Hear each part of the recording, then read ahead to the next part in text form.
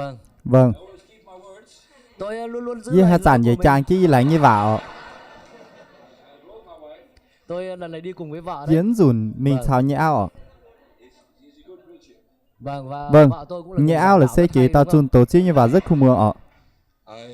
I even heard yesterday she was preaching better than me. Thậm chí hôm qua tôi nghe Anh một hỏi là người anh với nói Hà rằng mà bà tao ấy giảng có hay hơn tôi. nhẹ ao vào cao không mưa gì ọ. So it will not be easy now to come here today. Thực sự là rất À, là con được chia vui nó- mừng được đến đây ngày hôm nay. Với hai được đến dân đây. dầu in hoa tức tại sao mà buổi We hôm nay. are very happy to see you. Vâng, và tất nhiên chúng tôi vô Và cùng tất nhiên như bữa hạnh phúc được nhìn thấy các bạn nữa. sẽ kênh hai dân dầu túc bữa mày bữa. Hai vợ chồng chúng tôi, Như bữa y cô tôi và Monica cưới nhau như nhẹ vậy là ao bốn- bữa 42 Monica như bữa lồng tu Tuần trước là kỷ niệm phải chỉ nhẹ 42 nhàng năm ọ. ngày cưới. Đảng bữa tuần nó như bữa kỷ niệm phải chỉ nhẹ nhàng lồng. It feels like 2000 years. Vâng, và cái cảm giác cứ như là Vâng. 2000 năm rồi ấy. Cảm giác cái tầm tôi y chin lên nhàng ọ. We have 5 children, Chúng tôi có 5 con, Như bữa mà pia tao cùng hòa 10 cháu. mà chiệp tao phun so we are very blessed. Cho nên chúng tôi rất được phước. cho nên như bữa rất là tu phụ. So happy now. Something beautiful happened last year. Và thực sự một điều gì Và đó rất là tuyệt vời. thực đã sự xảy như ra tiêu trong trao năm rất là ngoái. lồng suất dâm đảng với thực sự nhà. điều này thật là tuyệt vời. Thì trao sẽ cảnh suất ta cực kỳ là tuyệt vời Và ạ. cậu con út của chúng Chỉ tôi như nó toàn là lai nó suất đi khỏi vào như riêng. trao suất mình dâm riêng nhỏ. And of course we love him very much. Và tất nhiên chúng tôi rất là Và yêu tất cậu nhiên con như út bữa của rất là mình. hám như Now như he's toàn got a lai. girlfriend, he's gonna get married. Nhưng bây giờ nó có bạn gái Nhưng rồi. ý sắp nó tới ni sẽ mai cưới. ni như xia nhỏ ni sắp là thảo nó Cho ni nên bền tự nhiên chúng tôi tiêu phát à. hiện ra rằng là mình Nó chỉ tự còn nhiên có như hai bữa phát ca. hiện suất con. Như bữa ngâm tâm nghỉ chỉ pham hàng ha. Cho nên chúng tôi vô cùng hạnh Hắn phúc. này như bữa sẽ kênh hải dân nhiều à. Go now. Là 5 đứa con bây giờ đều Pia đã tao có cùng hòa. Đi sản mai pia gia đình mình ạ. Ý như bữa nó rồi mình công tác. Vâng. And we are so happy Amen. for that. Và thực sự chúng tôi rất là Thực sự vui mừng như bữa vì là đó. dân nhiều vậy thì Now in the cao. future when we come to Vietnam, we'll come together. Cho nên chúng tôi tin rằng từ giờ Hắn này như xiên con từ nay mi thảo dâm tương lai nó như bữa tại Việt Nam là như bữa cố tại ọ. Said we could live here. We love it. Vâng, chúng tôi có nói với nhau Và rằng là như chúng bữa tôi có con thể sống ở tại Việt như Nam bữa luôn có được. thể Chúng chàng tôi như rất là thích Việt ở Nam như bữa rất là ở dân Việt Nam ọ. We really love it here. Vâng, Vâng.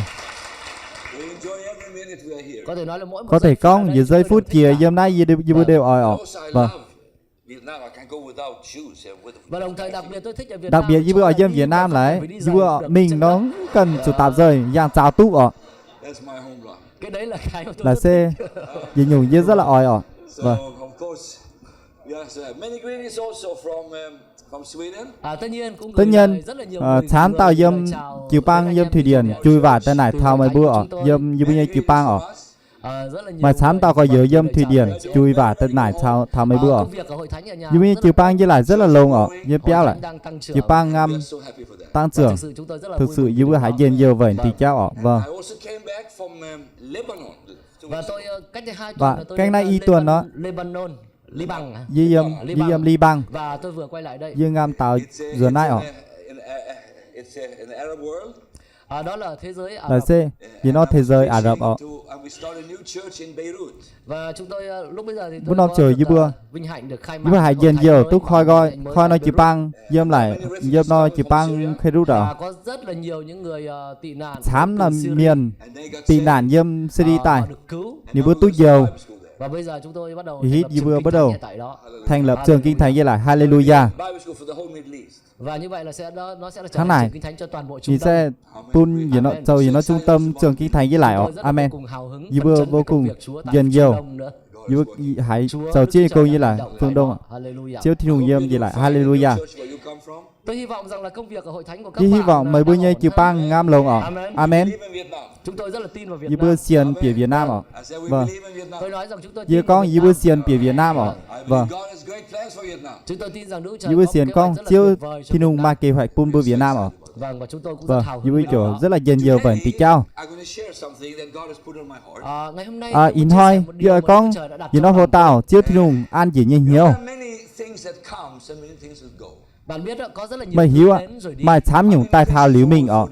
Tôi đã là Như người xây giảng là đạo miền hơn chun tổ chiếu như vả tu phải chỉ hàng nhỏ. When I see many things fall down. và tôi thấy có rất nhiều Và thứ giúp được được dấy lên và nhiều thám thứ tao sau đó miền. lại bị hạ xuống. Thám nhung chiếu tàu phao cuối cùng nhé bật gì ọ. Tôi thấy rất là nhiều Như bượt thám tao. dấy lên rất là nhanh And every so this Sự hồ phao rất là xiếp ọ. và nói rằng đây là Con, phong trào của Đức Chúa Trời. Nái xe thiên hùng như phong trào. Đây là Ô, cuối cùng rồi đấy. nái xe vun hoi xếp 10 hoi ọ. and it was the end. Và Vâng. và đúng là cuối cùng thật. Và cuối cùng chiên xếp 10 ọ. You don't see that anymore. Và không bởi vì Vâng. không còn nhìn thấy họ nữa. bởi chúng quyện được bữa mảng quyện được bữa nhau Bạn thấy đó, có những người Dĩ quyện giảng đạo mà đến tây xuất miền hiện như là những giàu ngôi sâu sao suốt tòi gì tao ngôi sao ạ trở nên rất là trở nên nó rất được mến mộ, nhưng tự nhiên tun một ngày ham biến mất, tự nhiên mà nó nói quyện nhỏ không còn nữa. quyện nhỏ Where did they go? Người đó đi đâu rồi? Người ta tao hỏi. miền 12 lúa này Chẳng biết họ đi đâu bây hiu giờ. lúa 12 chẳng Trước đây đã từng rất đảng được mến vừa mộ, Now you tu see miền rất là bây ham giờ không còn nhìn thấy họ nữa. hín tự nhiên quyện lúa nhỉ rise up. Và tôi đã từng thấy có những hội dưa thánh từng được quyện mà thầy chịu pang tu vào và biến mất. tự nhiên biến mất nhóm quyện ọ Things like that. Tôi đã như nhìn xoài. thấy rất nhiều thứ như vậy. nhưng mà quyện thám nhủ thế này I started wondering what happened. Và tôi bắt đầu băn khoăn là bắt đầu tại gì sao băn như vậy khoăn nhỉ? Có về hai chuyện tiểu gì thế xảy này ra? nhé mai nhung suốt như phái What does Bible says shall not be go away. Vâng, và cho Vâng. nên tôi đặt ra Cho câu nên hỏi, giờ Kinh đặt Thánh nó nói câu hỏi, gì? Kinh Kinh sâu Thánh con nói nhúng, có cái Kinh gì sâu nó con sẽ mai không nhúng. bao giờ mất. mai nhúng bao giờ mất So I found out there are three things Và tôi phát hiện ra là Dì có phát ba hiện điều suốt mà bưa nhủ mà Đức Chúa Trời nói chiếu thì nùng con là sẽ không bao giờ biến lại mất. xem bao giờ Tất cả mọi người mất nói ở không bao giờ, bữa thật tao con bao giờ mất ở không bao giờ, không bao giờ mất ở không bao giờ không bao giờ mất không bao giờ mất will never go away. sẽ không bao giờ biến sẽ mất. bao giờ biến mất ở Vâng, sẽ luôn vâng luôn có, thì luôn luôn mài sẽ không thể bị rung động. sẽ bao giờ tổng tụ Vậy nên như là những mục sư tháng này sẽ có gì bùi tao chun tối như miền sẽ có mà mời ban khoan mến giàu nhủ như giàu nhủ nó mà dám tập bưa nhủ ha Vâng, bởi vì nếu như bạn Vâng. muốn giảng cái gì đó Sẽ có cần mọi mãi giao thì nhủ các nó. bạn hãy giảng ba cái này. mà ở chủ giàu bưa nhủ này We have started a school home now. Bây giờ tại Thì quê hít. nhà chúng tôi có giờ mở mà một như cái piao như bữa khoi nó sửa như như ở quê trong trường đó dạy Diêm về nó việc trường làm thế lại. nào để trở thành một người giảng đạo. giàu miền xấu này nó Train young people how to giàu preach. tu phìn xanh chu tổ như bữa giàu với tại lùn như miền cách mi chu tổ Và tôi cũng là một trong những giáo dê viên kiểu xây trong dễ trường tao giáo viên nhiêm nó trường And I love it. và tôi rất thích cái đó. dê rất là ỏi So tì I cao try to tell them, Và tôi cố gắng nói với như bữa họ cố gắng con stay xả đi with the bữa basics. rằng hãy cứ tiếp rằng tục mấy giữ bước cứ vững cái điều cơ tiếp bản. tục cứ giữ nó cơ bản đó giữ vững nó cơ bản There are certain things I don't preach Có những thứ nhất định mà tôi mà không ta giảng nhất bao định giờ. diễn bao giờ giàu ở in the Bible. Trong Kinh Thánh có dâm kỳ sâu mài The book of Revelation. sách Khải Huyền ấy. dâm lẩu giang như sâu ở Yeah. I don't preach it. Tôi không giảng được ở dính giàu tu ở bởi vì tôi không hiểu. và chủ dính hiu And I have a philosophy. Và tôi có một cái triết lý thế này. nhưng mà nó triết lý thế này Preach what I understand. Tôi chỉ giảng cái gì mình với hiểu khung thôi. giàu hay nhủ dây hiu ha Amen. Amen. amen It's good if the people also understand what Tại you say. vì tại vì nếu mà bạn hiểu thì may ra người ta mới hiểu được cái điều vậy bạn hệ tiểu nói. sẽ có mà hiu là dê con lúa sẽ hiu bữa con hay nhủ ở Có một người giảng đạo mà tao miền giàu sâu People, anh ta không có thời gian để gặp gỡ ním dân mải sự. thời gian tưởng xiên chiêu như Tại vì miền lúc nào cũng nghiên cứu. hạt sản như giải nghiên cứu so they said about hạt him, sản như Và tổ người ta chức nói hay với sâu anh ta he was nếu có unseen on con the tao co này weekdays là trong những cái ngày trong tuần ấy là anh ta là giờ tuần này vô hình. tao miền là vô hình ở Sundays. Và ngày chủ nhật thì anh ta mà không nó thể thôi hiểu chủ nổi. nhật là nín hiểu tu ở Nobody understand what he said. Bởi vì không ai hiểu được và là chủ anh ta đang mà nói tại cái hiếu tu thì con hay nhủ Amen. So as a amen preacher, you have to get know that people understand what Bởi you vậy say. nên Tháng những này, người, như là những người giảng đạo chúng ta bữa cũng phải tại biết dân sự. bữa tại miền bữa tổng bữa xuân tổ chiêu như bà nó bữa chủ Để kể làm hiếu sao bữa nói nhây cái chịu điều bang ở nó liên quan Bữa với con những hơi dân sự nhủ. của chúng ta ngày nay. thì liên quan thảo bữa nhây chịu bang phải nhủ ở Horses in book of Revelation. Ai ở cả đất nước Việt Nam chàng nó ai bữa trong Việt số Nam đó những người mà Việt hà Nam tàu muốn biết mà bốn tới ngôn ngữ ở Việt trong Nam Khải Huyền là cái hiếu gì không? bia ta mãi dâm lẩu giang sâu con nhủ như phái Explanation what is the red horse and the white horse and Tôi the có nghe rất là nhiều thứ với hải giảng sản tàu miền thông giải về việc bữa tới ngựa hồng lũ bữa là con gì, ngựa đen là gì, ngựa xám là gì, mà ngựa viang xanh nhủ là gì. mà manh hay nhủ mà kia nhủ ở before tribulation or after Dạ, tribulation. có người đặt câu hỏi là mà Chúa tại Giêsu miền đến đại trước con đại chi su nạn tài hay là đảng hậu đại nạn phá tài gang ở Tôi chả quan tâm. dính quan tâm dính hám thảo ở Because nobody, he's coming. Bởi vì quan trọng là ngài với đến. chủ quan trọng là ni tài Amen. Amen. amen His message is not his coming though. He said, I'm coming soon. Ngài chỉ nói sứ Nhìn điệp của tài Ngài công, đã đến mau chóng chiêu như thế vả, thôi, chứ không dưa có trước tài thì- xiêm hả? Không có trước đại nạn. Chiếu không con? Đại nạn. Amen. tại đảng nạn phá tài gang ở tài gang nó hoàn là amen với có amen ở That's what I do when preachers said, when are you coming to my church? Bởi vậy khi mà tháng này người ta mà hỏi tại tôi miền là lúa bao giờ này ông với đến con ngôi hạt chánh sản mà của tại tôi? tháo với chịu băng Nói, này, với tôi đến mau con chóng. này với tài xiêm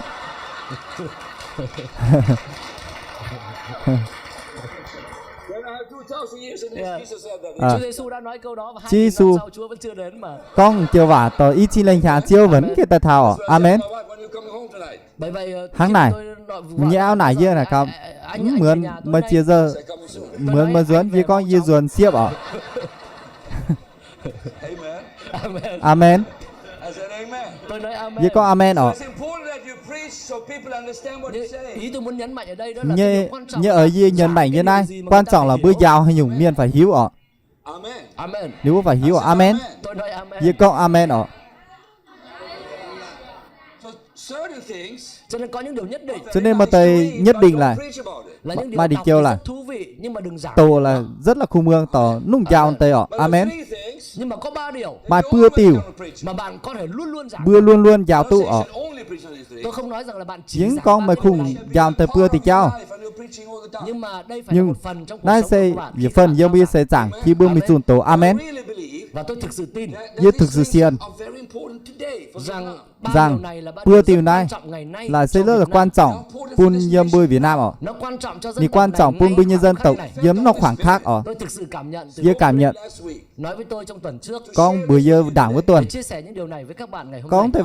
thể và pun mà bữa in hom nhiều một Trước tỏi đây tôi này chưa giảng bài giảng đảng với yếm bao giờ giáo nó hồ tàu ở cho nên đây là bài giảng mới Nay nhưng sẽ- không mới. vì nó hồ tàu xiang tấn xiang ở Nhưng ý tôi muốn nói nhưng là chia sẻ giờ hỏi các bạn con thì đây là lần đầu tiên. con tỏi hai nay chỉ cách là nay sẽ tạo dù nó à Vâng. vâng Và ba điều đó là gì? và bữa thì cháu là hay nhúng Vậy chúng ta cùng nhau tìm hiểu. cứ lồn rồi Ba bảng điều đó ở là điều gì? bữa thì cháu là sẽ hay nhúng Mà lời Chúa nói rằng chứ sẽ như còn và lại con em và sẽ không bao giờ mất đi. ni luôn dơ bỏ nín bao giờ mất mình ở Như tôi đã nói có rất giờ nhiều con người đến mày và sau thám đó nhung lại tài đi. liu nhẹ mình ở Nhiều những người lãnh đạo mày đến thám rồi tao đi. miền lãnh đạo tài liu mình ở Amen. amen Lenin đến và Lenin đi. nên Lenin tại thảo liu Lenin trở mình ở Stalin đến và Stalin tại thảo liu Stalin đi. Stalin mình ở Có rất nhiều tổng thống mày xuất thám hiện. tao tổng thống xuất Obama đến Obama tại đi. Obama mình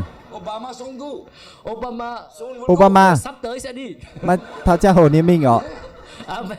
amen Ông bây giờ có lẽ là người tao quyền ông lực nhất có có thể cả con là trái đất này. ni quyền lực nhất yêu nay lùng đao ở Nhưng mà nhưng vào ngày 20 tháng Giêng sang 20 đây- tháng riêng quý với nhà ở Quỳ nhang ở và À. người ta sẽ đưa ông Nếu bữa vào to cái ni xe- mình. cái máy bay trực thăng lần cuối cùng vì nó trực thăng lần cuối cùng ở và đưa ông ấy về nhà Tony và ông ấy Duân về Chicago.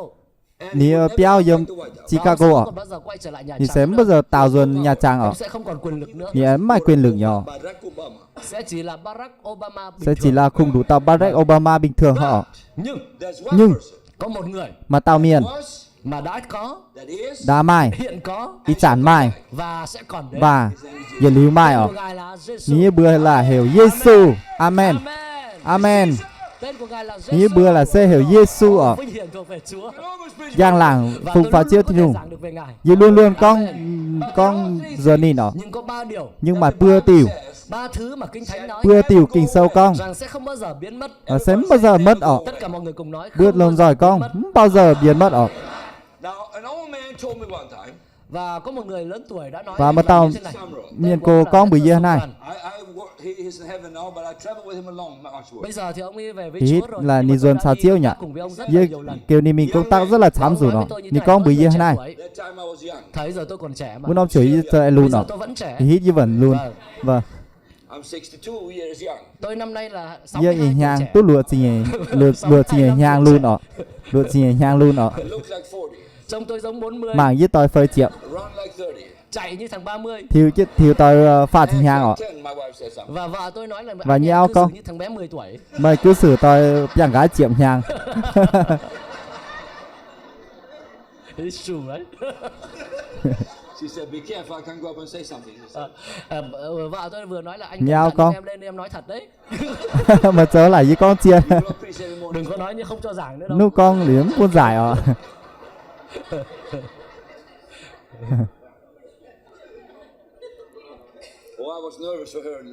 Vâng, vợ tôi Vâng. tuần trước là rất là đảng căng với thẳng. tuần nói như rất là căng thẳng ở Không biết là sẽ giảng như thế Ừ, nào. hiếu giàu hay Sẽ nhủ? sẽ Là sẽ- ở Việt Nam sẽ như thế nào. dân Việt Nam đó hay nó Vâng. vâng Nhưng mà tôi thấy bà Nhưng- giảng rất tốt đấy. như bữa nhẹ áo giàu rất lâu amen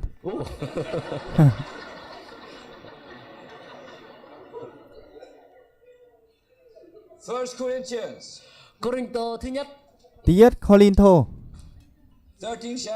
chương 13. chiếc farm trang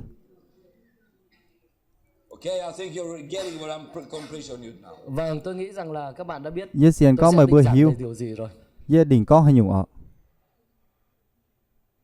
verse. Wow, they print the Bible in such a small letters nowadays. Kinh Thánh dạo này cứ Kinh in chữ sâu càng ngày càng nhỏ. in giảng càng lúc càng phai When I was young, there was a bigger letter. Cái hồi tôi còn nhỏ kinh đảng Thánh như in phai chữ nó to lắm. lứa in kinh sâu hô Always bigger letter. Hồi đó chữ sao cứ to. với giảng cướp vừa hô Cứ càng ngày càng nhỏ. ít giảng cướp vừa càng lúc càng phai Bible Society, shame on them. Đúng là mấy cái công ty in kinh tới Thánh này. công ty in kinh sâu là The last vui lôi mảng dâm chỉ pha với dởm với họ Và câu cuối cùng với chiếu vương bản ít giảng cho mai puôi nhung dâm chân mai xiên phim Nên bây giờ everybody Mày- say faith, lan mọi hám người cùng nói đức tin. tòng hope, lan mai hám lan bả cao thôi chia xe lan hám lan let's say again. Hãy nói ba điều này. bữa con thể bữa tiêu à Đức tin, mai xiên phim Hope, sự trông cậy lan hám lan và tình yêu thương. và thi nụ nhân hám ở Bên này nói đức tin nhá. bung con xiên phim ở hope. Trông cậy. mà làm hám tòng ở See who's the strongest. Các bạn thấy càng bữa bữa nó càng lúc càng hến vào ở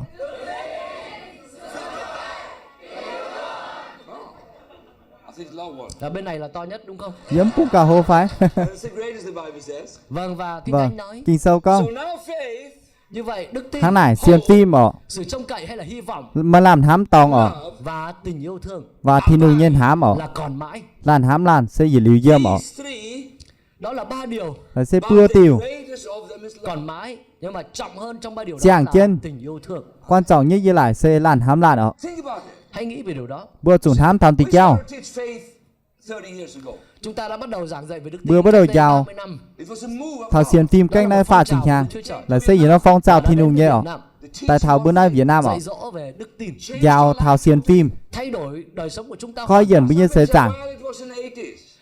Và có người nói Và rằng một là tay miền công. cái này là vào những năm 80 nay thế kỷ trước. tầm khoảng năm 80 Cái đó là Việt một đảng cái nó xu thế hướng kỷ vậy thôi. đảng với xây dựng nó xu hướng lại họ Nhưng mà khi mà nói xu nhưng hướng thì khi bao giờ con có thấy nó nào xu hướng là sẽ có xem điểm dừng. nó xu hướng kiểu mà điểm dừng ở mà Đức đỉnh tin ở không phải là một xu hướng. Faith is xiên a phim hắn lifestyle. xây dựng nó xu hướng ở Tin là lối sống. xiên phim là xe chàng ở My Bible says Thì the nó- righteous shall live by faith. Kinh Thánh của tôi nói rằng kinh người sâu công như bình phải sống công bởi đức tin. bành phim như miền tu chàng với xiên It's phim not ở that we just do for a little time. Không phải là chúng ta chỉ có đức tin sẽ trong bước một khung khoảng mài thời xiên phim dâm như khoảng thời gian năng ở Be a life of là faith. sen hỏi gian hỏi sống bởi đức tin, bữa chủ chàng với xiên phim ở In God.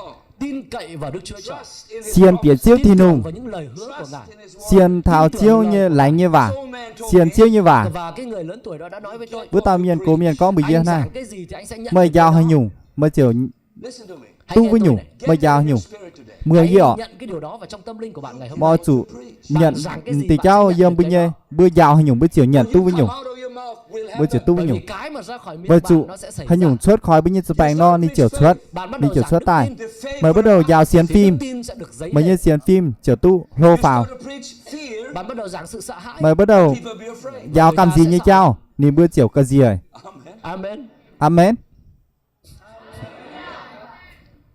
People will not come to church if they hear fear from the platform every Sunday. Người ta sẽ không đến hội thánh đâu. ni bữa Nhưng ngày nào tại đến chiều hội bang thánh, sư con chủ nhật hỏi đến hỏi tại đều nghe thảo chiều một bang giảng ni sự bữa sợ hãi. hãy chun tố con cầm gì như cháu Hãy ở nghĩ về điều đó. If you ở go chủ up and chàng say thầm to tỷ church, cháu Nếu bạn đứng lên và nói với hội sư thánh, con mà sâu chỉ xin mời con xài chiều bang sắp tới là thảm họa, rồi dưa xây tao thảm họa bad times are coming. những thời kỳ tồi tệ sắp đến. thời kỳ nó tồi tệ bền tại thảo Tồi ở tệ sẽ xảy đến. rất là tồi tệ sẽ xuất Oh, you never know what's going to happen to you. Mày không thể biết được là cái đó có xảy những ra hiếu với tụ anh hay không. ni xuất You can be sick. thảo mời như phai Phút nào cũng có thể bị ốm bất 2 kỳ phút lúc nào. giờ có thể phút bảnh bất kỳ lúc nào You think that church will grow?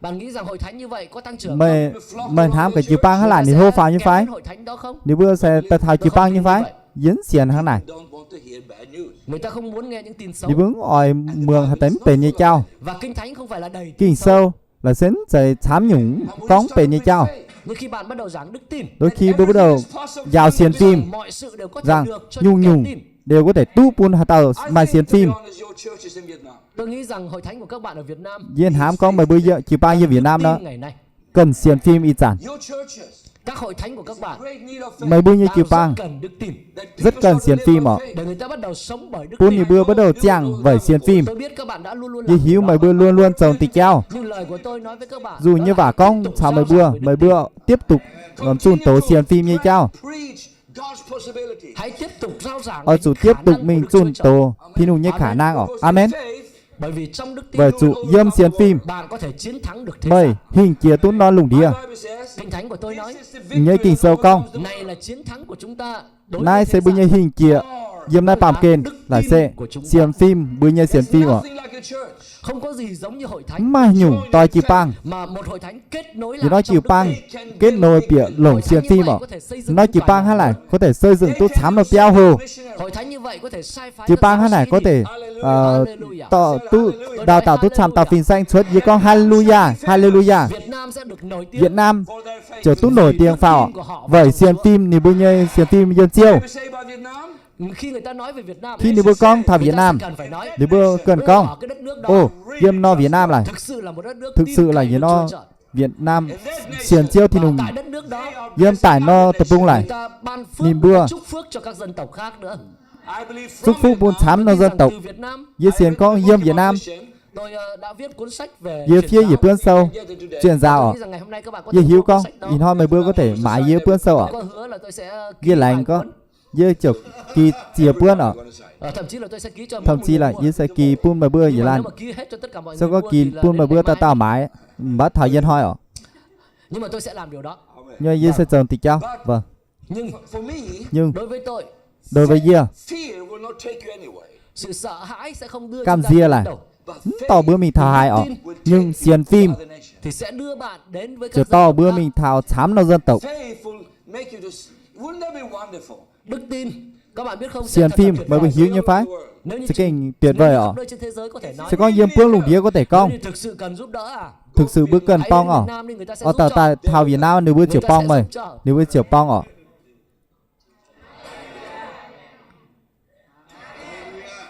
Việt Nam Việt Nam sẽ không phải là đất nước để được sẽ truyền xây giáo. dựng nó nước tu truyền giáo ạ. Là xây dựng nó đất nước mình chun tố ạ. Chúng ta sai phái giáo sĩ Bữa chiều đến với các dân tộc khác. giai phải chám tàu chun tố mình chám tàu Bởi vì đức tin dân tộc ạ. Và chú xiên phim yếm như bữa cứ nhớ nhanh theo. Là sẽ hình kiến ai bảo kền. Đức tin sẽ Xiên phim là mở được những cánh cửa đi khoi tu trước ma quỷ. vươn nó cảnh. Thuận đỡ đức tin Thuần đờ sẽ xiên phim có ạ. thể cản trở được Thì tất có thể cả cản những trở tên tôi lửa nhung của nhung. ma quỷ. Sa tán như tên lửa. Xiên phim này Sẽ đưa các bạn từ yếu đi to đuối mấy trở bữa. thành mạnh mẽ. tướng hến thao hến ạ. Tôi nói hallelujah. Vì có hallelujah thì đúng như chàng là phùng vào phun thì đúng xiên phim mạnh hơn bất kỳ một vũ khí cao hạt hến nhân nào. nhung nhung vũ khí hạt nhân như đây lùng đĩa. Để tôi nói rõ cho các bạn này. Bún như con dò dàng bún mày bữa. Trong cái căn phòng này có nhiều quyền Yếm nó phòng nó mải chám nó thì đúng như quyền năng ạ. Tất cả tổng Hơn quyền năng của ma quỷ tổng tại quyền cả Hà năng Nội sa này. tán yếm đây nó tổng nó Hà Nội ạ. Amen. Amen. Tôi nói amen. Với có amen. Bởi vì bên trong này là Với có chú những yếm lò cứ nhớ phản này. hạt nhân rất là Nhưng mà nguy hiểm. nó lo phản ứng hạt nhân rất là nguy hiểm ạ. Với quyền năng và sức mạnh, Với chiêu như quyền năng kiểu với khá ý hến ạ. tưởng, với sự sáng tạo, Với ý tưởng kiểu chám nó sáng tạo ạ. bạn là những người chiến Mời thắng xây hơn giờ mọi tao vật. hình kia nhung nhung. Tôi nói hallelujah. Với có hallelujah. Chúng ta là những người chiến Bữa thắng xe hơn giờ mọi tao vật. hình kia nhung nhung. Trong đấng Christ. Dâm chiêu thì nùng. Đức Chúa Trời đã làm cho chúng ta trở Chiêu nên thì mạnh nùng. mẽ. Giờ bún Trong bữa đấng hến Christ, phào. Dâm chi su. chúng ta có thể chiến thắng Bữa mọi có thể núi đồi. hình kia nhung nhung. Amen. Amen. Và chúng ta cần phải Và giảng điều bữa đó. cần ở chủ giàu để tịch trao. Phải nói với Bữa dân cần sự ở của chủ Chúa. con. Bữa những thảo bữa xiên chiêu như miền. Rằng mai nó cơ hội dâm chiêu thì nùng. Không phải là Trời. các bạn thấy được con người Mới rất bữa là bữa dễ đấy. bỏ cuộc. Bữa ba miền rất là Nhưng nếu oi như bạn quảng giảng siêu ạ. tin, Sẽ con bữa giàu thì xiên người phim. ta sẽ không bỏ cuộc. Như bữa chiều con Người ta quảng sẽ ạ. không- Như bữa bữa chiều Trông có vẻ khủng tào khiếp, dừa ta nọ. sẽ nói vậy. Trông có vẻ Nhưng mà cam tôi dìa. tin rằng điều này Với sẽ có xiên thể thay đổi. con thì trao có thể thay đổi.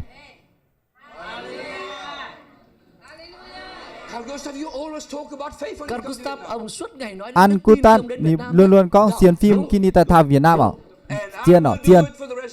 Và tôi sẽ làm điều đó. Và tiếp như tục sẽ trong con phần thì còn lại như của bắt đầu cuộc tiếp đời tục mình. trồng thì trao Amen. dâm như Tôi nói như sẽ amen. trả như con amen.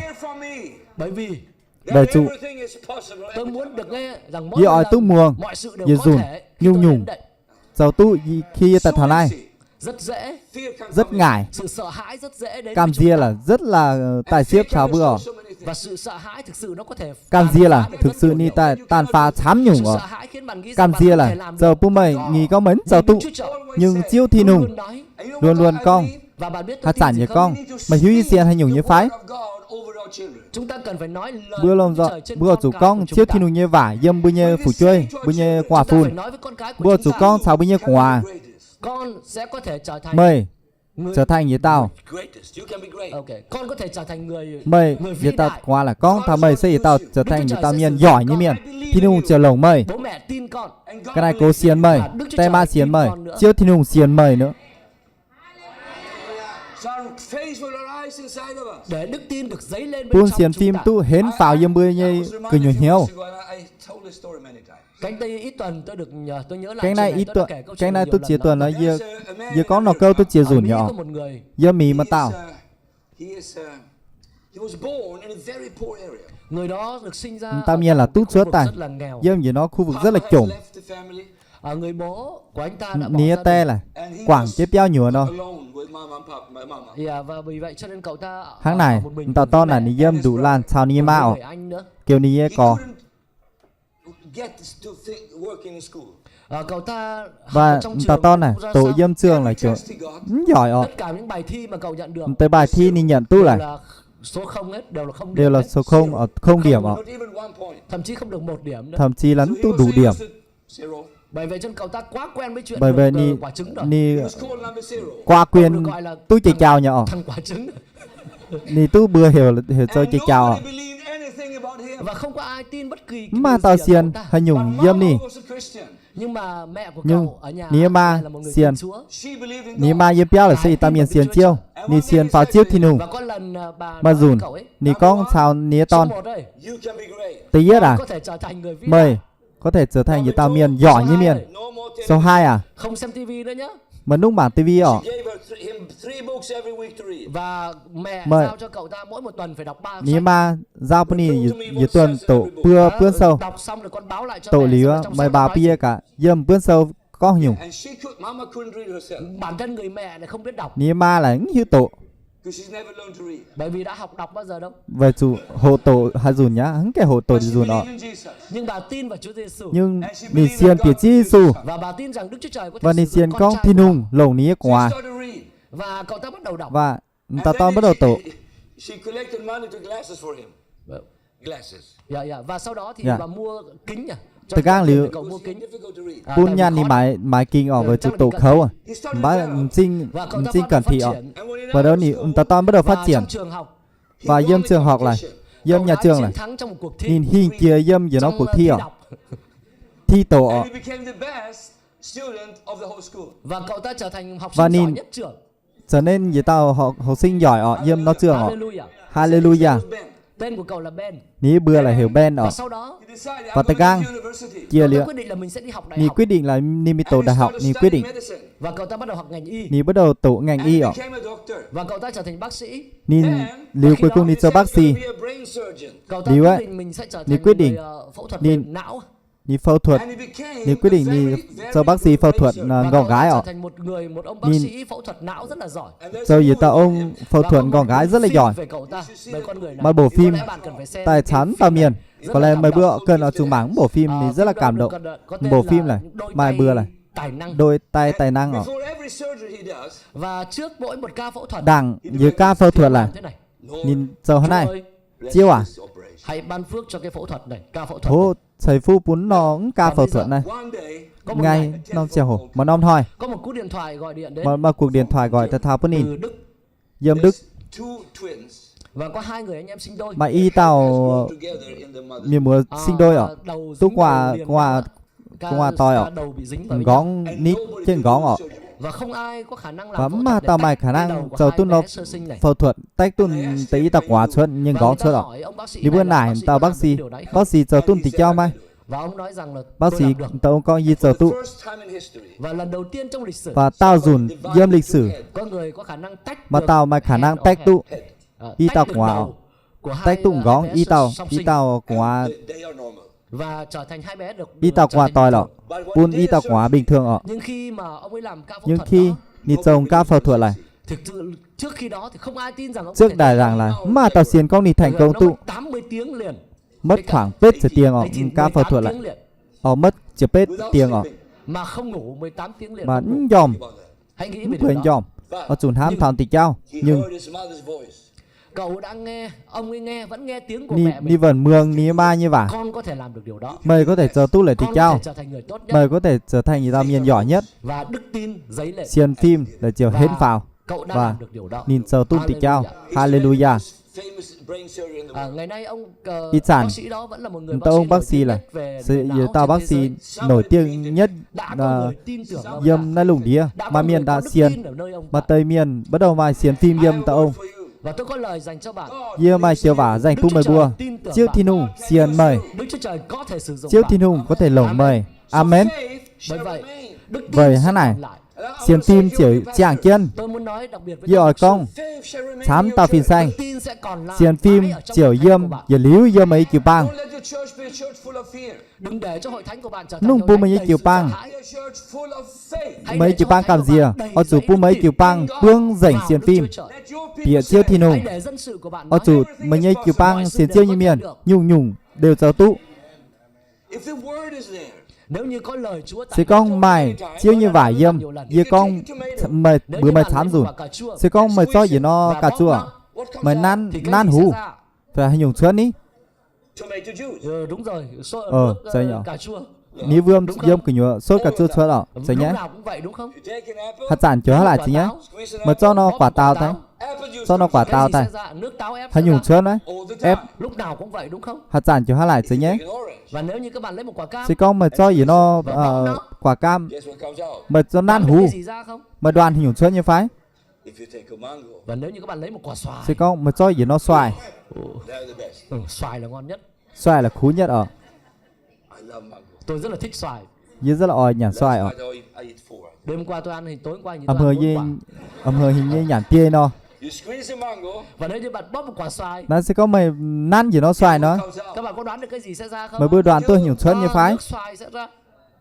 If you take a xoài như Christian vương Và chuối nếu như đó bạn lấy một ông cơ đốc nhân sẽ có mày cho gì tao cái đông nhân and you squeeze a Christian, và bóp một ông cơ đốc nhân, mày năn cả hình hiếu hiểu chuối như phái cái gì sẽ ra? hình hiểu chuối Faith. faith, Đức tin. xiên phim Hallelujah. hallelujah Hallelujah. hallelujah Đức tin xiên sẽ phim ra. chuối xiên phim sẽ chuối amen. Amen. amen Faith comes out. Đức tin sẽ ra. xiên phim chiều chuối God comes out. Lời của Đức Chúa Trời sẽ ra. chiếu thì nung như vả sẽ chuối People are full of the word of God. Nếu như người ta đầy lời sẽ của con Đức Chúa Trời, They have như heard bữa from the bương platform. chiếu họ thì đã nung được như nghe vả từ mục giảng, Healing tung is mường today. dâm bữa chuông tối như tàu ngày hôm nay vẫn có thể. rằng trò lông như cháu sản When they chuối got sick, Khi họ bị ốm, inside khi them nung bữa comes bánh bên trong họ, what dâm God lũ has của put nhiều inside hiếu of you. cái điều gì mà Đức Trời đã đặt bên mai trong lòng nhung bạn thì sẽ nung được ăn dấy được lên. bao nhiêu mà như hiếu chiều tu lũ bữa hến vào Look your neighbor and say, Hãy nhìn vào người bên cạnh của bạn ở chủ bảng quy cái hên như từ miền mà trong con bạn sẽ ra. hay nhung dâm mà như cái nhiều hiếu chiều chuối amen. Amen. I said amen Tôi nói amen. với có amen But if you are programmed with fear, Nếu như các bạn đầy sẽ sự con sợ hãi, mày bữa cảm gì bương thì sự hiếu sợ đó hãi sẽ ra. cảm gì như cháu chiều chuối Ôi ôi ôi. ôi ôi but faith, Nhưng đức tin when it's nhưng inside xiên of phim you, khi ở bên trong bạn khi dâm mấy của nhùa sẽ chiến thắng thế gian, chiều hình kia nó tạm will kên make you come through this sẽ khiến cho các bạn có thể vượt qua sẽ được chờ những sự bung bài khó bữa khăn. hình kia tổng khấu nản như gì My wife and I, we have 5 children, you heard. Hai vợ chồng của chúng tôi có như 5 bây cô bạn nghe mà rồi tia đó. tao quá mấy bữa hai Our nhỏ second son Và đứa con thứ hai của chúng tôi, tình nhỉ với is tao a ton very nó nice boy. nó là một cậu bé rất là như dễ xây gì thương. tao ton rất là rủi Tất ọ nhiên chúng tôi yêu tất cả các tất cậu nhiên bé như của bên chúng hám tôi. chám tao tất cả như bây giờ quả Nhưng mà cái cậu bé thứ hai, nhưng cậu rất tao là tình tuyệt nhỉ vời. tao quá đấy nì rất là rủi Cậu ấy làm việc ở trong bộ phận tao ton này TV nì của cho cô Lời dâm Sự Sống, của Hội Thánh Lời Sống. bộ Tôi phận kể các bạn. TV dâm chịu bang hội thành lời sự sống ở kia Và có một con ngày chào nọ, mấy bữa nhỉ cậu ấy gọi điện mà cho non chúng thôi tôi. đi gọi điện bữa như bữa Monica chắc em còn nhớ. Monica cho mẹ chàng ở Papa, Và cậu ấy nói, bố ơi, và nì con te à I want to tell you something. con muốn nói với bố một điều. giờ con sao te gì tì Hôm nay trao con đến bác sĩ nhìn hoi gì mi thảo bác sĩ I have a cancer. và con bị ung thư. Bác sĩ nói con bị ung thư. và bác sĩ con giờ ton bút ung thư ạ giờ bút ung thư Vâng, và nếu không vâng phẫu thuật con sẽ sẽ có có thể. phẫu thuật nó It was growing very fast. Bởi vì cái ung thư này nó bắt đang phát triển đã rất là ung thư nhanh. này thì phát triển rất là xiếp And I stopped the car. Tôi dừng xe lại. Chia tình chia dìa. Chúng tôi nhìn nhau, thực sự là chúng Dù tôi ở không mảng, chuẩn bị sẵn dù sàng lan để mảng đổ. lan thực sự là dù vẫn sẵn sàng biến thì cao. 26 years old. Nó lúc bây giờ mới 26 Nó tuổi. chiều nì ngam tu nghỉ rồi Vừa đội mới hàng cưới ha. vợ xong. Ngam lồng ao liều. Và bây giờ Và hít No future. tự nhiên không có tương tự lai. nhiên không phải tương lai. Too early. Tất nhiên nó sẽ được lên thiên đàng, nhưng Tất mà nhiên sớm thì quá. chờ tu phá thiên tông bà xia vậy ọ. Amen. Amen. Amen.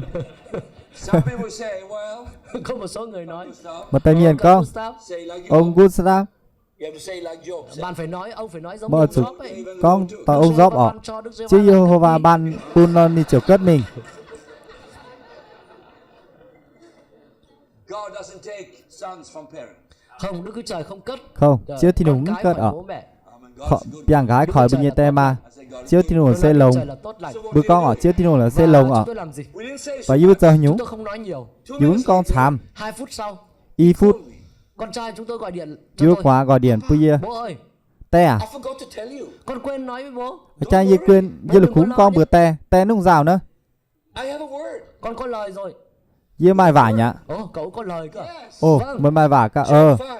Job chương 5. It says, Job I shall chương not 5 see ạ. the grave until get old. Dâm Trong Job. đó có nói rằng là Từng sang khi ạ. mà con còn trẻ Dâm thì Job không con. nhìn thấy mồ, không nhìn Dương. thấy nấm mồ. Amen. Giờ ngạ giờ giờ lù nó giếm bảng bượt. Wow. Cái tải châu ạ. Đó là lời Ồ. của Đức Chúa Trời mà cậu Và nhận xe được. chia như vả dâm thi nung tài cả ton nhận tu lại. Lời Chúa Ni mương, và lòng chia như đầy vả. lời của Chúa. Và So ní when hiếu he phương chia như vả. heard this message, Và khi cậu nghe cái sứ điệp Và đó, khi ní hài nó hài chiều kinh sâu như vả. Dâm ní của nhồi không phải hiếu. sự sợ hãi dấy lên, Chạy cam gì mà ạ. là đức tin dấy lên. Và sẽ xiên phim hến phào. Hallelujah. Hallelujah. Đức tin dấy lên.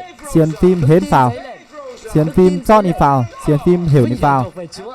Thi nung giang làng. Phùng vào buôn thi nung. Xiên Và phim bạn biết hang điều gì phào. xảy ra không? Mà hiếu hay nhung xuất như phái. Đức tin dấy lên bên trong Khi tất xiên cả phim chúng ta. hến phào. Bữa dâm bữa cử nhồi ta tao như Mùa hiếu hè ạ. này, this was in Dâm June. nó mùa hè hè này. đó, và cái đó Mùa là hè một là Text message every day. bia lúa và chúng hào. tôi ngày nào cũng gửi tin Dư nhắn vân cho hỏi nhau. hỏi. Chùi tin nhắn.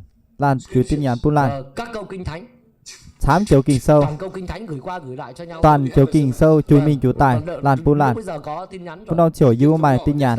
Dạ, tin nhắn đúng là quà từ Đức Chúa Trời. Tin nhắn là xây thi nung như quả dâm thi nung tài ạ. Toàn kinh thánh. Toàn kinh sâu. Toàn kinh sâu. Tin nhắn gửi thêm kinh thánh. Tin nhắn toàn Gửi thêm chùi câu kinh thánh. kinh Hallelujah. sâu. Hallelujah. Toàn chùi dâm kinh sâu tài.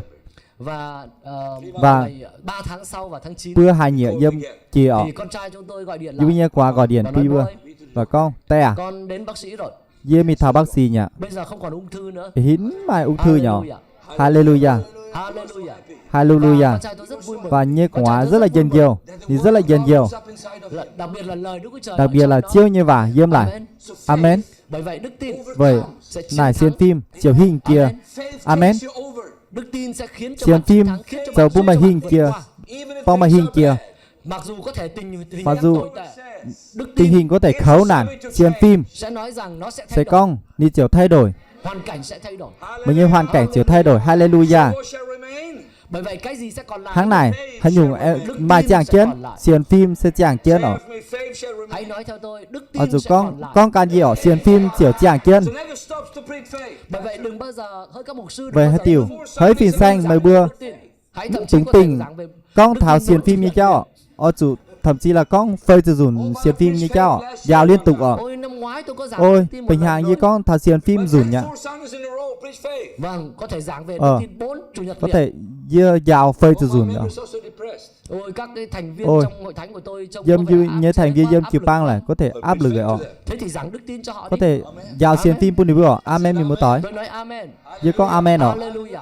Hallelujah. Hallelujah. Và khi bạn giảng đức tin, Và khi mà dào xiên phim Word of God. đức tin đến bởi sự Xiên nghe phim lời Đức Chúa Trời. bởi lũ bữa mường Tin chiêu như đến vả. bởi sự rao giảng Xiên lời phim của Đức Chúa tài Trời. vậy mà con chủ tố như Và vả. đức tin dấy lên, Vậy chủ xiên phim ni chờ bún đi khả bữa. năng sẽ dấy lên. Khả năng tuân đi bữa. Người ta sẽ nói, Ni bữa chiều con. tôi có thể làm điều đó. Ô, như chờ tuân tùy Tôi có thể cháu. làm điều đó. Dưa có thể chờ tuân tùy cháu. Tôi có thể có nhận được Dưa sự có sức thể mạnh. I have my debts tu removed. trỏ Tôi lồng. có thể Dưa có thể tu. My debts. tôi có thể trả xong Dưa có các thể món nợ. I can be blessed. Trao tu Tôi có nhung thể nhung được xe. phước. Dưa có thể tu phụ. Hallelujah. Hallelujah. Lord of Tôi God. nói hallelujah. Dưa con vinh hiển. hallelujah. Thì nói giang làng Say phá to chết thì them, nung. faith shall rise inside of you. Hãy nói với người bên cạnh của mình. Ở đức chủ tin con bữa cái hên dấy miền lên xiên bên phim trong là bạn. chưa hên phải yêu mấy cái nhiều hiếu. Say to 5 people. Hãy nói với 5 người câu đó. Ở chủ con pia chào pia là miền hay lại. Hallelujah. Faith shall arise. Đức tin phải dấy lên. Xiên phim là chỉ hến vào. Xiên phim là chỉ hô vào. Xiên phim chỉ hô vào. Hallelujah. Xiên phim chỉ hô vào.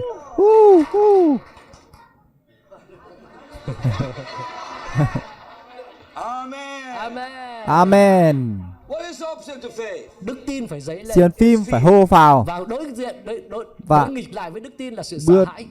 hạt nhung đôi nghịch sao xiên phim là giải sẽ cảm gì như chào thấy nhé. Tôi tệ hạt nhung tôi tệ lại. Tôi tệ xiên phim lại. Sợ hãi là gì? Cảm gì là hạt nhung? Sợ hãi là tin vào cái điều. Cảm gì là sẽ xiên bị hạt nhung xiên ở. I never said that before. It was good explanation. Tôi chưa bao giờ nói cái như thế bao giờ. Yếm bao giờ con hay Này, lại giải bao thích giờ hay đấy chứ nhỉ? kiểu nó giải thích khung mưa ở sang ý tưởng sang ở. Còn cứ ở Việt Nam mà tôi nhận được rất nhiều Người ta sự cứ mặc y khải. ở Việt Nam là y nhận tôi chám nó thì đủ như mặc khải ở. Vâng, cho nên tôi phải đến đây Vâng, thường xuyên cho hơn. nên y phải ta nói thường xuyên. Vâng. Fear is trusting the wrong. Sợ hãi là tin vào những điều Cam sai dia trái. là xiên bìa hay nhung Tin vào những điều không đúng ạ, hay nhung đúng ạ. Vâng. Faith nhưng đức tin. Nhưng xiên phim là thế nó. Ồ, tôi rất thích. Ồ, như rất là ỏi. Đức tin Xiên phim tin là cậy, xiên là bìa tin tưởng bảng tin tưởng vào điều đúng hay là vào Đức Chúa Trời đúng. bìa hay nhung đúng hoặc là I was bìa trying chiếu to thì nung ạ. compare faith to a little child. I told you before this here. Tôi hay so sánh đức tin. Ye hơi so sánh với xiên lại- phim. Tôi có kể các bạn câu chuyện này trước đây rồi. Ye trước con nó câu đẳng cũng mà bữa hai đẳng nhỏ. Sài hết, Child. dân name ấy. No, a little child. Ờ, Một đứa bé so sánh cái với tao một của đứa hoa bé. này, so sánh You cái don't have tao to của hoa. tell a little child. Các bạn biết không, bạn không cần phải Mới nói bị một hiếu đứa như bé. phán, mấy cần con gì tao phải chuối lại. Con ơi, con làm ơn con tin Con mẹ à, con đi. mơ chủ xiên te ma ở. Read 5 books about faith. Con hãy Mama. đọc 5 sách về đức Mơ tin và nơi mẹ đi. mấy tổ mơ chủ tổ bia bươn sâu xiên phim bìa mấy ma xiên bìa mấy ma ở. Chủ con lại, Child, Một đứa bé chỉ tao của hoa. his mama immediately. sẽ ngay lập tức tin Nì tưởng ngay mẹ lập của tức mình. nì xiên nì ma. Whatever mama says is right. Mẹ nói gì đều đúng hết. Nì ma con hình nhung đều đúng ở. Amen. Amen. Amen ở. Why you look at your wife? I look Có at đúng her. vậy không? Dạ, tôi kiểm Rồi hết lại với như vợ phái. tôi. Bữa kiểm tra cái nhau cả. She'll still say mama's always right. Vâng, bây giờ các con Vâng. vẫn còn nói rằng mẹ luôn luôn Như đúng. quả con, ma luôn luôn đúng. Nhưng mà quả con lại. It's something with the child. Có một cái điều ở trong đứa bé Mà tiểu cháu dâm quả ở. khiến cho nó tin mẹ Sau trong bún mọi nhìn sự. xiên ní ma nhung nhung.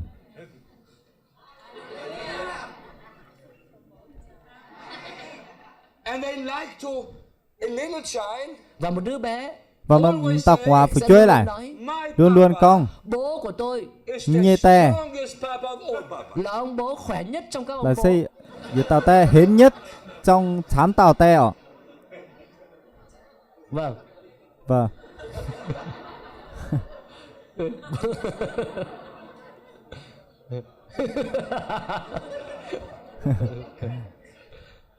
You cannot even say to a little child. Thậm chí bạn không thể nói được với Thậm một đứa chí bé, mấy con sao gì tao bèn gái "Này, con. ông bố của hàng xóm mà khỏe Này. hơn ông bố của con nhiều. Mấy như te tại tao te cao hến mấy te cả. Bố tôi.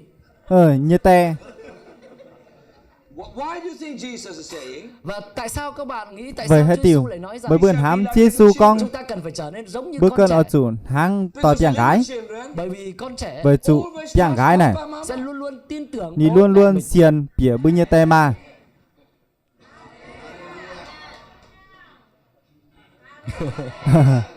I saw Pastor Joseph's son yesterday. Hôm qua tôi Anh hoa này như mà vượt một sư như ton ở. He didn't trust me really. thực ra nó không tin Thực tôi ra lắm. nín xiên dìa chìa. Nó nhìn vào tôi mắt Nhưng nó mà như dìa là thế này. nhiên trinh cứ liều nói liều vừa ở. And when I hold, he said, Và Mama. khi tôi bế nó với mẹ Và ơi, y không. Ma mẹ à. ơi, Ma. Because bởi vì Vậy he chủ never seen me before. nó chưa bao giờ gặp tôi trước đây, nín bường dìa đảng vẫn There vừa was hít no ở. trust there. cho nên không có sự tin Cho tưởng. nên vào nín nó. xiên dìa ở. Amen. Amen. Amen. We as God's children Nhưng chúng ta như là Nhưng con cái của bữa Đức cho Chúa tôi Trời, thi nụ như chúng quả ta đua Lord God. cần tin tưởng cần Đức ở Chúa chủ Trời, cha muông của chúng ta. xiên We shall bữa như trust te in the thi nụ living dâm God. lung Ta ở. cần phải tin tưởng Bữa Đức cần Chúa ở Trời chủ hàng sống. xiên thi nụ Hallelujah. chàng kiến ở. Đức Chúa Hallelujah. Trời ơi, Dĩ nhờ chưa thi nụ sẽ đáp ứng mọi nhu chiều cầu đáp cho ứng tôi. nhung nhung bây giờ. A little child. Một đứa bé Vậy tao cùng hòa His hands. sẽ luôn luôn giơ tay lên sẽ luôn luôn phía xung bữa phào. bố mẹ của mình. Bây giờ te ma con te à. Oi. Mẹ ơi, Te à. I love small children. tôi rất là thích những đứa Giờ bé. rất là ỏi Sometimes piảng when gái. children get older, they get more, Đôi khi một số đứa bé Đôi khi một tập chàng gái hô phào lên vần con. chào bố ạ. Chào bố. Chào bố. Chào teo. Nhưng mà lúc mà nó nhỏ ấy, Nhưng đi phải thì đấy. dễ thương lắm. Ui. Mama. Ruồi Mẹ ạ. ơi, Ma. bố ơi. Te à. Ù. Sometimes we get older in faith. Một số người trong số Mà chúng ta Tây khi Miền. mà chúng ta già hơn trong đức Dâm tin khi rồi. bơ cào cổ xiên phim đó. Chào Đức Chúa Trời nhé. Chào thiên nung ạ. Amen. Lại trình We ạ. shall never lose. Chúng ta đừng bao giờ đánh mất Bữa nung trầu hàng cái bữa sự nung ngây cho thơ tới mưa trong đót trắng của trẻ em. bữa tỏi chàng gái nọ Always raise our hands to God. Luôn luôn giơ tay. bữa luôn luôn sung bữa phào bữa nhớ chiêu thiên nung. Sometimes our pocket are empty. Đôi khi cái túi Đôi của khi chúng ta nó bữa trống nhớ rỗng, là bữa mai để ai nhung mới bữa bữa chẳng à có đồng nào trong túi. bận xin nhập là bữa à And what bữa should we hám do? Và chúng ta phải làm gì bây giờ? bữa con chớ nói nó Chúng ta phải giơ tay hướng bữa về phía chủ Đức Chúa sung Trời. bữa phào bữa nhớ chiêu thiên nung. Remember I told you last time. Các bạn nhớ lần trước Mới tôi bữa dạy các hiếu bạn cái đảng gì với giàu mới bữa nhung như phái không? Túi của các bạn khi trống bữa rỗng. nhắn mà để ai nhung bữa nhớ là bữa mai bữa sung bữa phào chiêu. Amen. Amen. Amen à. Amen. Tôi nói Với amen. con amen. Let's do it now. Hãy làm điều đó Ở bây chủ giờ nhé. tròn thì cháu hít nè. Amen. Amen. Amen. Amen.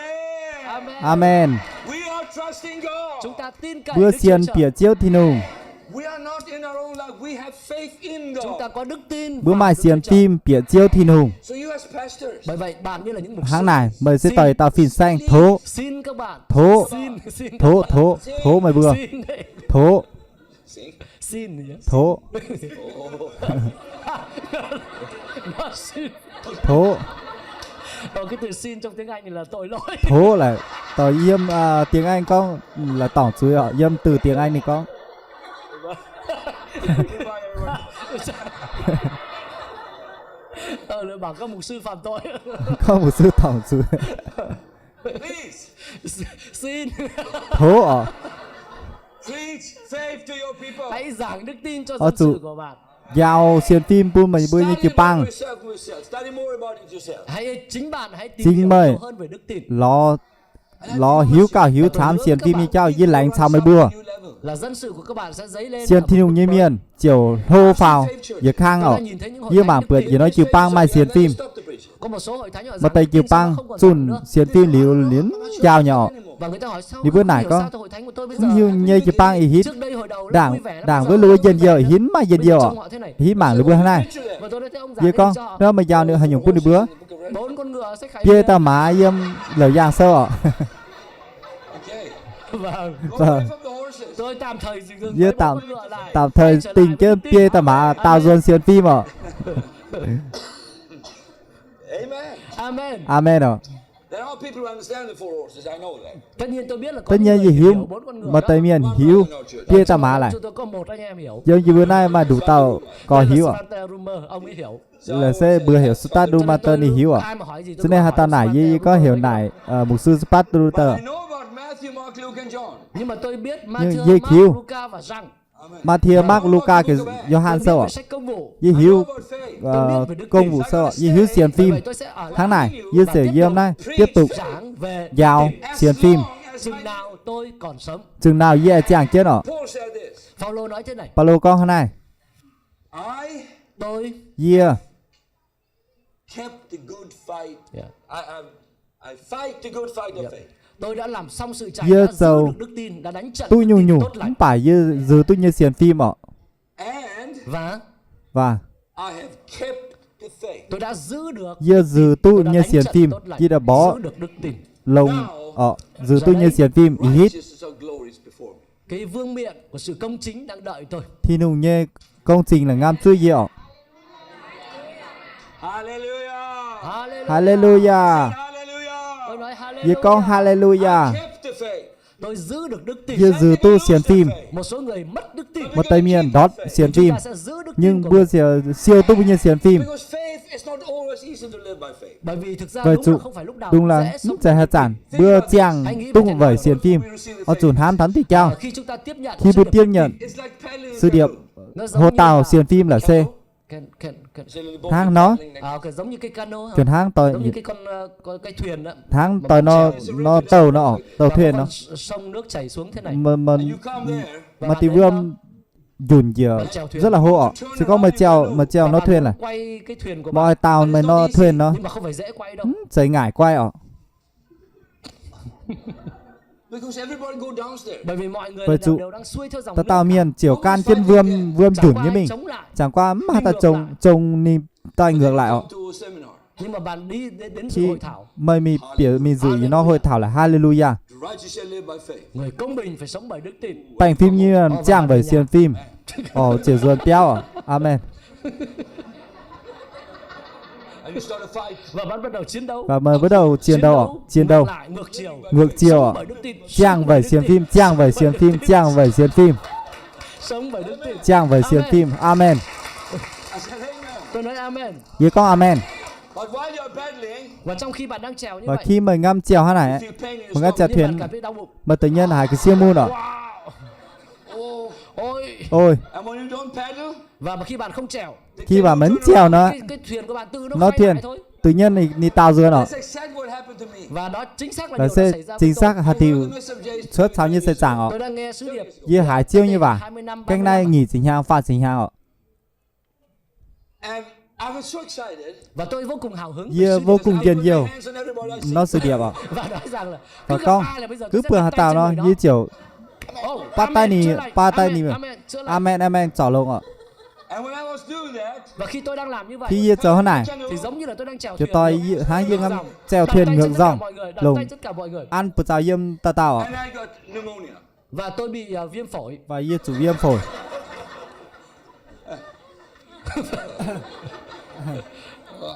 Wow. I Wow. was sick for 7 weeks. Và tôi ốm trong 7 tuần liền. Dưa búp bảnh tầm xỉa tuần Và ọ. có một ngày ma quỷ đến phòng tôi. Mà nó thôi Satan ta thảo I như saw phòng. the devil. Tôi nhìn thấy ma quỷ. Như mảng bữa Satan. And that was that day. Tôi nhìn thấy một lần thôi. Như và mảng đó chính bữa là này lần đủ đó. dùn ha. Là rất chính là dùn. Lúc bây giờ tôi bị sốt Bữa nó 40 chiều độ. như chiều chủ I was bút dying. chuông phơi sơ Như đổ là ọ. đang sắp chết vậy. Tôi cảm giác Tòa như em mình nghĩa đang là sắp chết. tải á. Cho tòa hàng bữa bữa Uống nghĩa thuốc là rồi tải. mà Như hốp không đia lì nhá. ích lợi Tóm gì. bữa mà hến phào ọ. Và ma quỷ nói Satan con. What are you doing, healing preacher? ông giảng về sự Mời chữa con lành, công việc thế nào? sỏ lông như vả nó hay nó.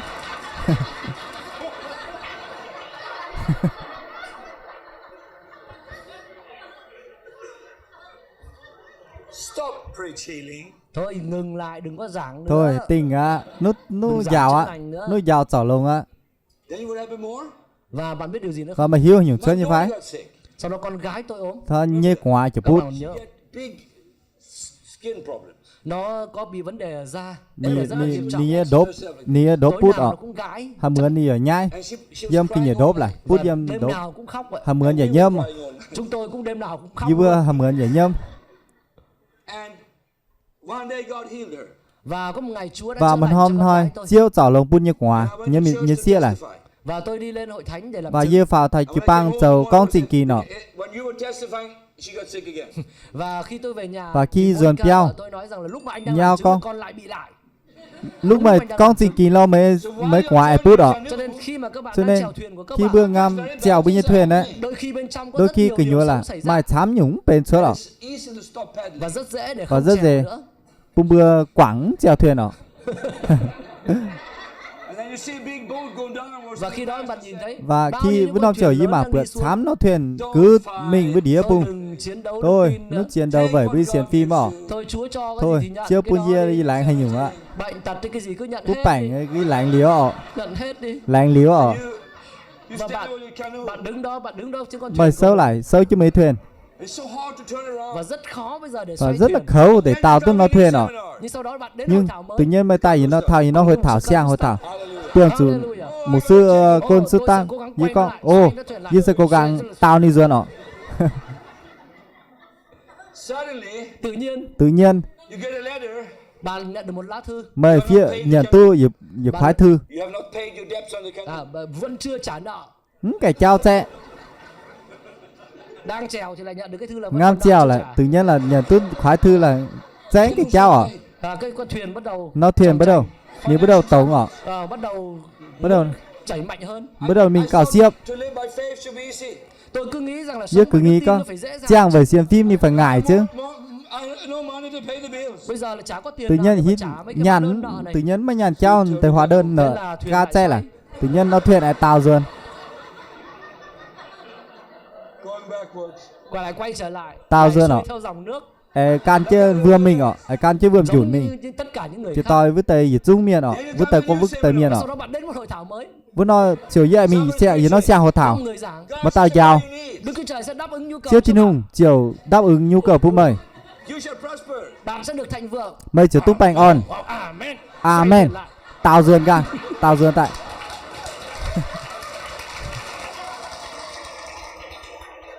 It's not easy. Không dễ, ngài Now you're paddling. không dễ khi chèo thuyền. ngài khi bước chèo thuyền Wife who paddle takes the who gets saved first. Sometimes the wife gets first. Đôi khi thì các Đôi bà khi- vợ lại bị bệnh trước. tay áo là bút bành đàng Wife is fighting. Còn các bà vợ lại sống bởi đức tin áo trước. là And Trang sometimes về the xem husband phim đảng behind. Đôi khi chồng ngồi đằng sau. đôi khi để gồ vợ chèo. diêm cá gang bún áo Em chèo làm cái gì thế? mày chơi nhúng lại Hey, why you paddling? Em đừng có trèo nữa, em trèo mà đi. nung chèo à And finally, Và cuối cùng và cuối cùng nó she stopped paddling. bà vợ không trèo nữa. nhão ở miền xiến chèo Cầm cái máy trèo đập cho chân. Anh đừng có mà nói linh tinh. mà nung quang linh tinh You know what happened? Bạn biết điều gì xảy mà ra? hiếu nhung sớt như vậy Khi bạn không bước đi bởi tình yêu khi thương, mấy sâu cho mình thì vậy cái cano tham như sẽ cháu xoay lại. nó cano là chiều tàu dườn